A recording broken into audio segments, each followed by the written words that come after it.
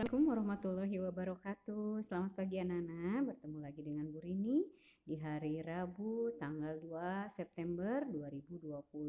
Semoga anak-anak selalu sehat ya dan kita bisa mengikuti pembelajaran hari ini dengan baik.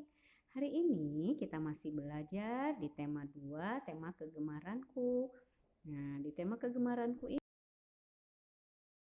belajar tentang tata tertib di rumah dan kegunaan benda yang ada di rumah ya. Nah, sekarang kita akan menyanyikan dulu lagunya. Judulnya Nasihat Ibu. Coba kita perhatikan dulu lagunya. Judulnya Nasihat Ibu. Ini penciptanya ada tulisannya tuh. Penciptanya adalah Bapak Ate Mahmud. Lagunya seperti ini. Nasihat ibu, pesan ibu akan ku ingat selama hayat dan dimanapun aku berada. Nasihat ibu, pedomanku. Nah, seperti itu lagunya.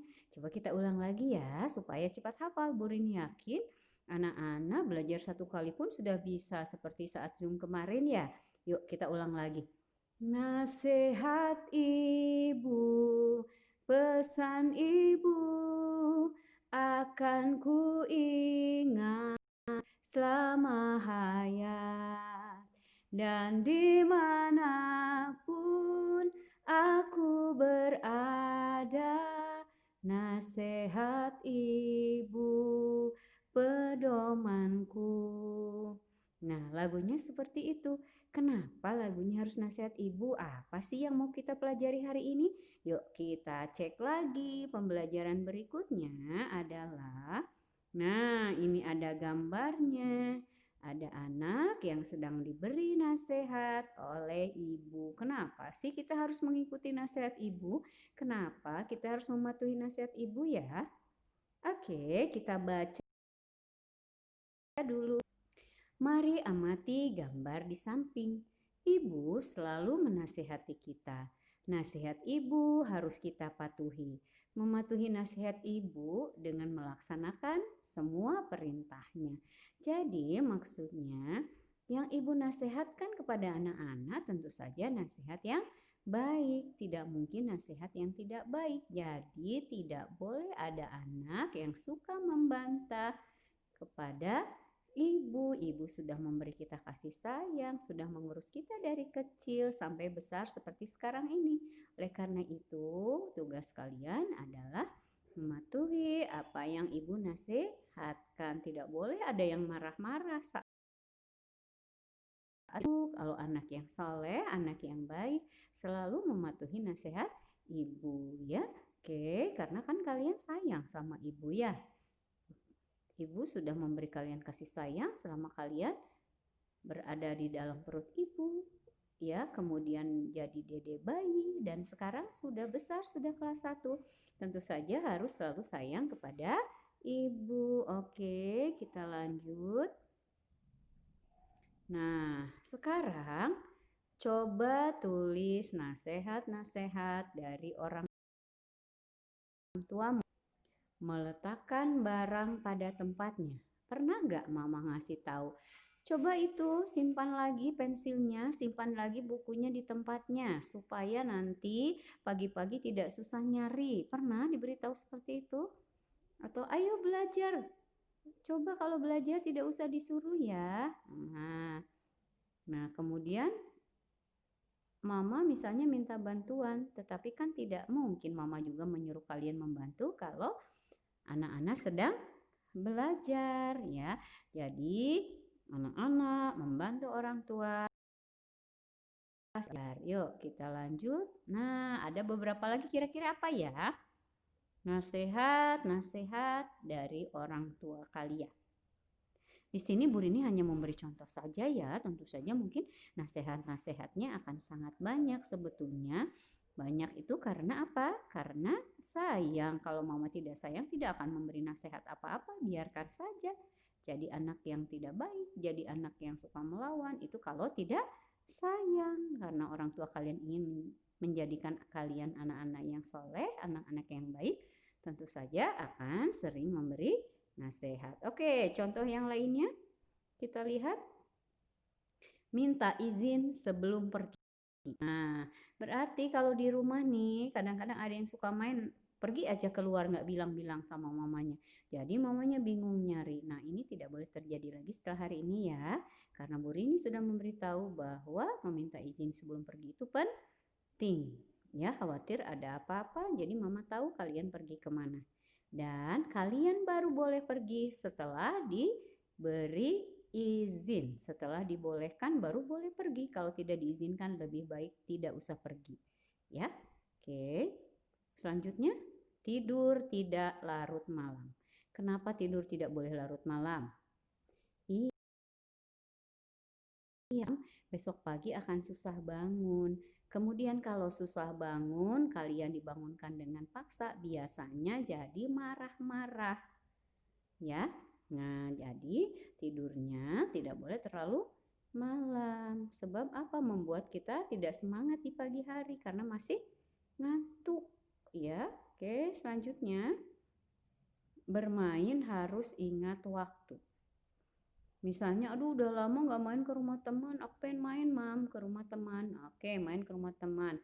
Tapi setelah di rumah teman, nggak mau pulang. Mama sudah susulin, ayo pulang. Sudah sore, kalian tidak mau pulang. Nah, itu berarti tidak ingat waktu, harus pada waktunya. Karena kita semuanya ada waktunya kan. Waktu kapan makan, minum, sholat, mandi, belajar, semua itu ada waktunya. Ketika kalian membuang-buang waktu, maka pekerjaan, kewajiban kalian tidak akan dilaksanakan dengan baik. Ya, oke, tugas-tugasnya nanti tidak bisa dikerjakan. Oke, selanjutnya. Nih, nasihat orang tua termasuk tata tertib di rumah.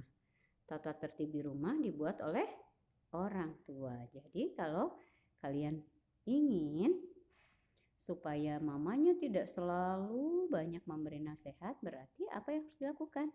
Lakukanlah sesuatu pekerjaan yang baik. Pasti mama akan senang, pasti mama akan sayang. Apalagi ketika mama beri nasihat, ayo tidur, jangan nonton aja, jangan main game aja. Kalian langsung ikuti, wah pasti mama tambah sayang sama anak-anak yang soleh. Oke, ya. Nah, selanjutnya kita akan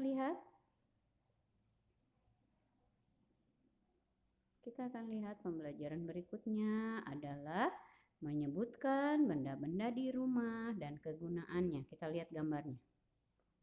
Banyak benda di rumahmu, kita amati gambarnya ini. Gambar yang berada di kamar mandi. Yang satu pakai bak mandi biasa, satu pakai bathtub, pakai shower. Yang satu lagi menggunakan gayung. Tapi tidak jadi masalah. Yang paling penting adalah mandinya. Ya, mau mandinya pakai bak mandi biasa atau pakai bathtub. Nah, kalian yang penting adalah tetap mandi yang bersih. Ya, supaya badannya selalu sehat. Nah, sekarang anak-anak harus menyebutkan nih kegunaan benda-benda yang ada di kamar mandi. Contohnya satu, sabun, gayung, sikat gigi, sampo, handuk. Nah, sekarang kegunaannya apa? Sabun kegunaannya untuk menggosok badan. Oke, gayung untuk mengambil air. Sikat gigi untuk menggosok gigi, pasta gigi untuk menggosok gigi, bak mandi untuk menampung air, sampo untuk mencuci rambut, dan handuk untuk mengeringkan badan. Itu kegunaan benda-benda yang ada di kamar mandi ya. Jadi contoh untuk kalian, lalu kegunaannya untuk apa ya. Oke, kita lanjut. Berikutnya kita akan melengkapi kalimat. Nomor 1. Selesai mandi, badan Bima dikeringkan dengan, ada yang bisa jawab? Wah, hebat. Dikeringkan dengan handuk. Nomor 2. Selesai mandi, alat mandi harus di tempat semula. Harus digimanain? Harus dikembalikan ke tempat semula. Nomor 3. Sikat gigi dan odol digunakan untuk apa?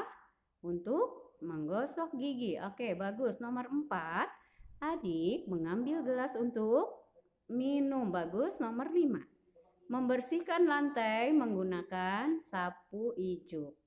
Kalau sapu lidi biasanya kita gunakan untuk halaman. Nomor 6. Ketika ibu menasehati, aku harus memperhatikan. Nomor 7. Nasihat orang tua harus kita apakan tadi? Kita patuhi. Nomor 8. Belajar harus dilakukan setiap hari. Nomor 9.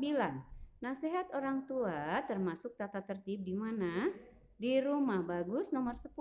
Pakaian dalam lemari. Oke, hebat. Anak-anak pasti sudah bisa menjawabnya dengan baik ya. Oke, kita akan lihat sekarang. Nah, tugasnya apa ya untuk hari ini?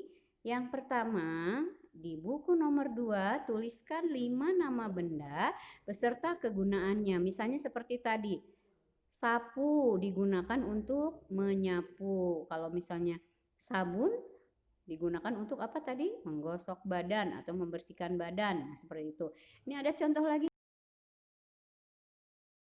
Kalian cukup menyebutkan 5 nama benda saja, kemudian tulis kegunaannya di buku nomor 2. Tugas yang kedua, menulis di buku nomor 3 atau di buku matematika, hitung jumlahnya sesuai keadaan di rumah kalian. Yang A, kamar tidur ada berapa? Hitung ya, di rumah kamar tidurnya ada berapa. Kemudian tempat tidurnya ada berapa, kamar mandi ada berapa, kursi ada berapa, dan meja ada berapa di rumah kalian. Tulis seadanya saja. Kalau ada 1, tulis 1. Ada 10, tulis 10. Oke? Nah, Bu Rini cukupkan pembelajaran hari ini sampai di sini dulu. Mohon dikerjakan tugasnya dengan baik dan rapi. Bu Rini tunggu sampai pukul 8 malam. Semoga anak-anak selalu senang ya saat belajar. Oke, selamat belajar, selamat mengerjakan tugas. Dan semoga anak-anak tetap senang mengerjakan tugasnya. Tidak boleh marah-marah. Kalau lelah berhenti dulu, nanti dilanjutkan lagi. Oke, Bu Rini cukupkan dulu sampai sekian.